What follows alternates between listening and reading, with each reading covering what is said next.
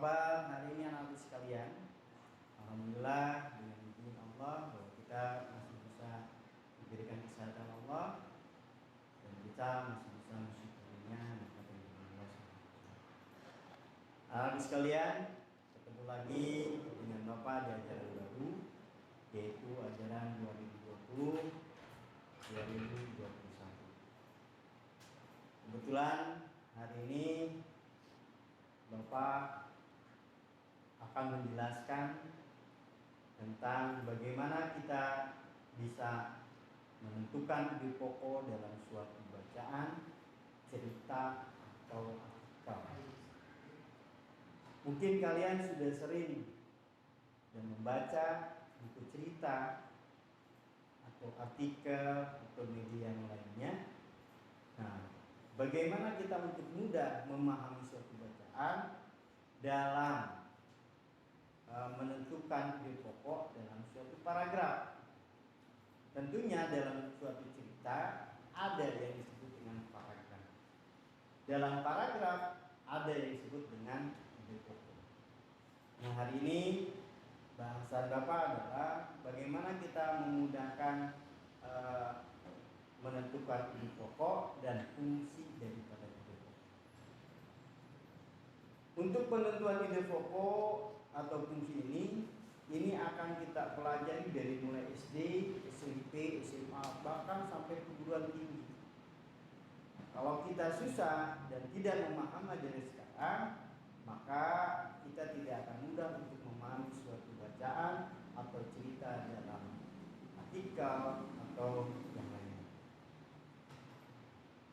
Anak-anak sekalian, ide pokok adalah masalah utama dalam suatu paragraf yang harus kita pahami. Bagaimana kita untuk mencarinya, untuk menentukan ide pokok, bahkan kalimat ide pokok ini tuh bisa juga dikatakan pokok pikiran, ide pokok, gagasan pokok, atau kalimat utama dalam suatu paragraf. Nah, untuk itu Bapak akan menjelaskan ide pokok ini. Ide pokok menurut istilah adalah masalah utama dalam suatu paragraf, dalam suatu bacaan yang ada sebagian dari bacaan. Nah, ini fungsinya apa untuk kita mengetahui dari fungsi ide pokok ini? Fungsinya, kalau kita bisa mencari dan menentukan ide pokok, kita akan memberikan penjelasan dari inti bacaan paragraf tersebut supaya memudahkan untuk mengartikan atau menjelaskannya. Ada beberapa cara untuk mengetahui ide pokok ini dan mudah kita memahami. Cara pertama adalah kita baca salah satu paragraf dari pertama sampai akhir. Yang kedua, cermati makna dari kalimatnya.